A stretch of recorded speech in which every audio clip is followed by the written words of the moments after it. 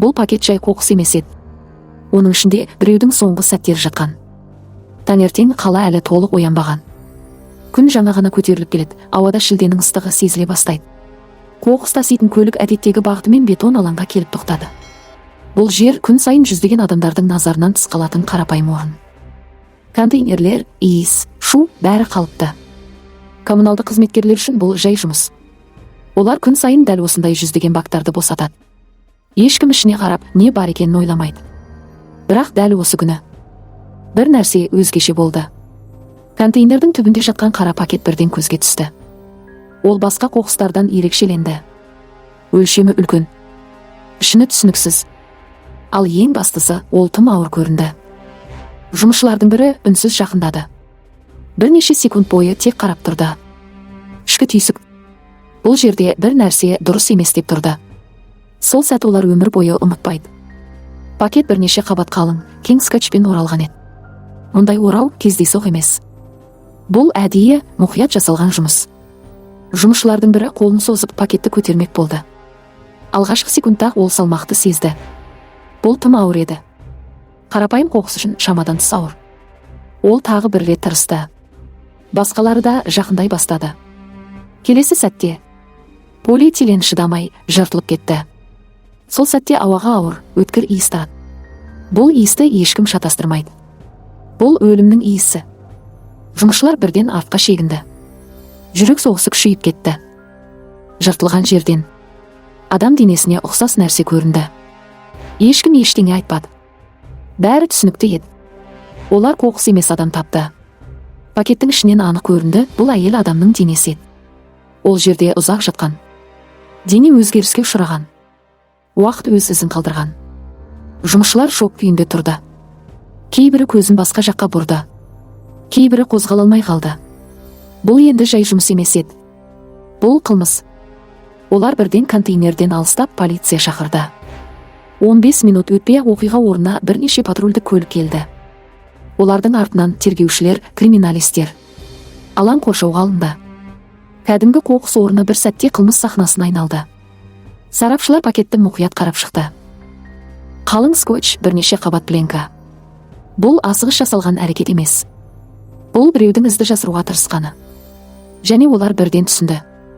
Бұл дене бұл жерге басқа жақтан әкелінген. Бұл дене бұл жерде өлтірілмеген. Оны мұнда тек тастап кеткен. Криминалистер жұмысқа кірісті. Әрбір сантиметр тексерілді. Әрбір деталь маңызды болды. Сот медициналық сарапшы мәйітті сол жерде қарауды бастады. Шілденің аптап ыстығы өз әсерін тигізген. Температура 35 градустан асып тұрды. Бұл жағдай дененің тез бұзылуына әкелген. Алдын ала қорытынды көп күттірмеді. Әйел бұл жерде кемінде 10 күн жатқан.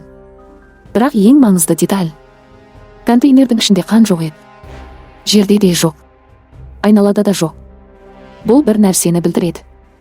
Оны бұл жерде өлтірмеген. Оны басқа жерде өлтіріп, осында әкеліп лақтырып кеткен. Бұл жоспарланған әрекет. Қылмыскер тек өлтіріп қана қоймаған. Ол бәрін жасыруға тырысқан. Сарапшылар денені мұқият тексерді. Жарақаттар анық көрінді. 1, 2, 3. Санап келе жатып шамамен 20 пышақ жарақаты. Көпшілігі кеуде мен іш тұсына бағытталған. Бұл кездейсоқ соққы емес. Бұл тоқтаусыз, бақылаусыз шабуыл. Ашу ма? Қорқыныш па? Әлде әдейі жасалған әрекет пе? Бірақ тағы бір сұрақ туындайды. Неге қылмыскер осындай қатыгездік жасағаннан кейін денені мұқият орап жасыруға тырысты? Бұл эмоциямен жасалған қылмыс емес. Бұл әрекеттері есептелген адам. Бірде-бір зат жоқ. Ешқандай із қалдырмаған. Полиция контейнерді толық тексерді. Бірақ нәтиже жоқ. Телефон жоқ. Әмиян жоқ. Құжат жоқ. Тіпті ұсақ заттардың өзі жоқ.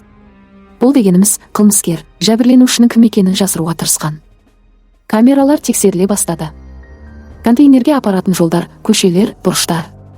Бірақ тағы бір қиындық шықты. Бұл аймақтың кей жерлері бейне бақылаумен толық қамтылмаған.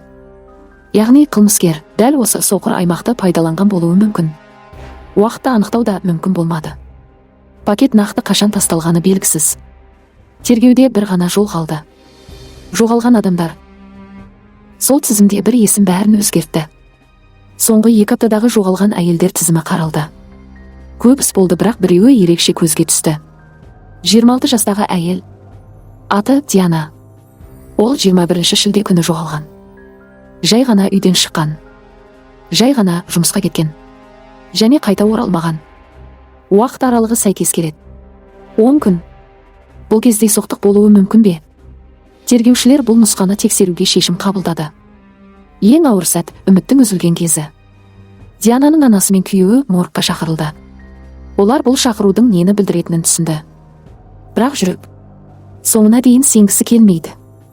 Моргтың есігі ашылды. Суық ауа, үнсіздік. Денені көру мүмкін емес еді. Уақыт бәрін өзгерткен. Бірақ киімдер қалды. Күйеуі бірден тоқтап қалды. Көзін алмай қарап тұрды. Бұл сол күні киген киімі. Қара спорттық шалбар. Жоғары киімі. Анасы да ерекше белгілерді көрсетті. Сол сәтте бәрі түсінікті болды. Үміт үзілді. Енді бұл жай жоғалу емес. Бұл кісі өлтіру. Тергеу ресми түрде жаңа бағытқа өтті. Белгісіз мәйіт енді нақты адам. 26 жастағы Диана. Оның өмірі аяқталды. Бірақ тергеу енді ғана басталды. Енді басты сұрақ, ол соңғы рет қайда болды? Кіммен кездесті? Кім оны тірі соңғы рет көрді? Полиция оның соңғы күнін толық қалпына келтіруге кірісті. Камералар, хабарламалар, қоңыраулар, әрбір деталь маңызды. Диана жай ғана құрбан емес еді. Ол ана еді. Диана 26 жаста болды. Екі кішкентай қыздың анасы. Бірі 4 жаста. Екіншісі небәрі 2 жаста. Оның өмірі балалармен байланысты болды. Таңертеңгілік ас, киіндіру, серуен, кәдімгі тыныш өмір. Күйеуімен қарым-қатынасы тұрақты болған. Ұрыс-керіс жоқ. Жасырын проблемалар жоқ. Ол ешқашан ескертусіз жоғалып кетпейтін. Әрқашан байланыста болатын. Сол себепті тергеу бірден түсінді. Бұл ерікті түрде кету емес. Бұл біреудің әрекеті. Оның соңғы күні ештеңемен ерекшеленбеген. Диана қосымша табыс табу үшін клиникпен айналысатын. Бұл жұмыс оған ыңғайлы еді. Уақытын өзі реттейді, балаларына да үлгереді. Клиенттерді ол әлеуметтік желілерден табатын. Көбінесе TikTok арқылы. Хабарландыру жариялайды, адамдар жазады. Ол келісіп мекен-жайға барады. Сол күндердің бірінде ол тағы бір тапсырыс алады. Кәдімгі сияқты көрінген тапсырыс. Пәтерді толық тазалау. Бағасы 15 000 теңге. Шымкент үшін орташа баға. Ешқандай күдік туғызбаған. Ешқандай қауіп белгісі болмаған. Бірақ дәл осы тапсырыс оның соңғысы болды. Ол бұл мекен-жайды анасын айтқан. Бірақ бір нәрсе жетіспеді. 21 шілде таңертең. Диана әдеттегідей күнін бастады. Балаларына таңғы ас дайындады. Оларды жинастырды. Сосын анасына қайда бара жатқанын айтты. Бірақ пәтер нөмірін нақты айтпаған. Бұл кейін үлкен мәселеге айналды. Сағат 10:00-де ол үйден шықты. Қолында тек жұмыс сөмкесі. Ішінде қолғаптар, шүберектер, тазалау құралдары. Телефоны толық зарядта болды. Бұл оның сыртқы әлеммен жалғыз байланысы еді. Ол клиентке хабарласып, келетін уақытын растады. Сол кезде ешкім бұл соңғы қалыпты сәт екенін білмеді. Соңғы хабарлама, соңғы белгі. Диана жолда шамамен 40 минут жүрді. Қала шетіндегі тұрғын ауданға жетті. Сағат 10:45. Ол күйеуіне хабарлама жіберді. Жеттім, жұмысқа кірістім. Бұл оның соңғы сөзі болды. Кейін тергеушілер камераларды тексерді. Подъезд кіреберісіндегі камера. Сағат 10:50. Диана ғимаратқа кіріп бара жатыр. Тыныш, ешқандай күдік жоқ. Бұл оның тірі күйде соңғы рет көрінуі. Ол ішке кірді. Бірақ ешқашан қайта шықпады. Жұмыс бірнеше сағатқа созылуы керек еді. Түске дейін бітеді деп жоспарланған. Бірақ уақыт өтті. Ал Диана шықпады. Күйеуі қоңырау шалды. Жауап жоқ. Анасы жазды. Жауап жоқ. Телефон қосулы. Бірақ қоңыраулар қабылданбайды. Бірнеше сағаттан кейін телефон толық өшіп қалды. Сол сәтте жақындары түсінді. Бұл қалыпты жағдай емес. Іздеу басталды. Бірақ ешкім шындықты білмеді. Сол кеште отбасы өздері іздей бастады. Аулаларды аралады. Дүкендерге кірді. Өтіп бара жатқан адамдарға суретін көрсетті. Ешкім көрмеген. Ешкім білмейді. Кешке қарай олар полицияға жүгінді. Нақты мекен-жайды айтты. Бірақ бір проблема болды. Пәтер нөмірі белгісіз. Ғимаратта ондаған пәтер бар. Ал заң бойынша бәрін бірден тексеру мүмкін емес. Қылмыскер дәл сол уақытта сол пәтерде отырған. Іздеу жүріп жатты. Полиция сыртта. Ал ол ішінде 17 жастағы жасөспірім. Пәтерді бейресми жалдап тұрған. Ешқандай құжат жоқ. Ешқандай тіркеу жоқ. Сондықтан ешкім оны күдікті деп санамады. 10 күн бойы ол сол жерде өмір сүрді. Дәл сол жерде, қылмыс жасалған пәтерде. Барлық шындық телефон ішінде жасырылған еді. Мәйіт табылғаннан кейін ғана тергеу жаңа деңгейге өтті. Киберкриминалистер іске қосылды. Олар Диананың TikTok аккаунтына қол жеткізді. Хабарламалар архивін ашты. Сол жерде сол тапсырыс берушімен жазысқан диалог табылды. Және ең маңыздысы пәтер нөмірі. Сол сәтте бәрі орнына келді. Телефон нөмірі анықталды. Иесі 17 жастағы жігіт. Биллинг тексерілді. 21 шілде күні оның телефоны дәл сол жерде болған. Тіпті түнде қысқа қозғалыс тіркелген. Подъезден қоқыс контейнеріне дейін. Бұл оның цифрлық ізі еді. Ол қашпады. Ол күтіп отырды. Полиция толық дәлел жинады. Мекен-жай белгілі. Күдікті белгілі. Операция басталды. Есік ашылды. Ішінде сол жігіт отыр. Ол қашпады. Қарсылық көрсетпеді. Сол сәттен бастап пәтер қылмыс орнына айналды. Криминалистер ішке кірді. Арнайы жарықтар, реагенттер, жасырылған қан іздері бірден көрінді. Еденде, жуынатын бөлмеде. Шкафтан скотч пен қара пленка табылды. Ас үйден пышақ. Барлығы дәл келеді. Бұл дәл сол жер. Бұл қылмыс жасалған жер.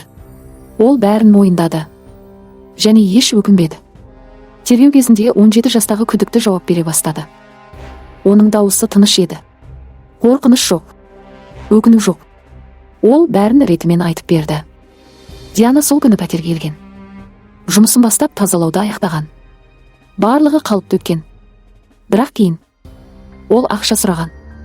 15 000 теңге. Келісілген сома. Сол сәтте бәрі өзгерді. Жігіт ақша беруден бас тартты. Араларында сөз талас басталды. Дау күшейді. Және бір сәтте бәрі бақылаудан шықты.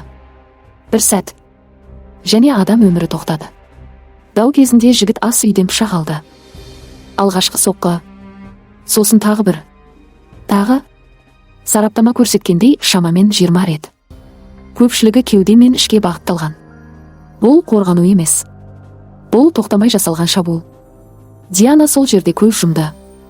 Пәтер ішінде ешкім естімеген, ешкім көрмеген. Бірнеше минут бұрын тірі болған адам. Енді жоқ. Қылмыс аяқталды. Бірақ ең суық әрекет енді басталды. Ол қашпады. Ол ойлай бастады. Денені қалай жасыру керек? Ол ваннаға барды. Қара құрылыс пленкасын алды. Скотчты алды. Мәйітті бірнеше қабат етіп орады. Барлығы мұқият. Тағыз тасымалдауға ыңғайлы болатындай. Сол кезде Диананың телефонына қоңыраулар түсіп жатты. Күйеуі анасы. Бірақ жауап болмады. Жігіт телефонды өшірді. Сим-картаны алып тастады. Ол бәрін бақылауда ұстап отырмын деп ойлады. Ол мәйітпен бірге сол үйде өмір сүрді.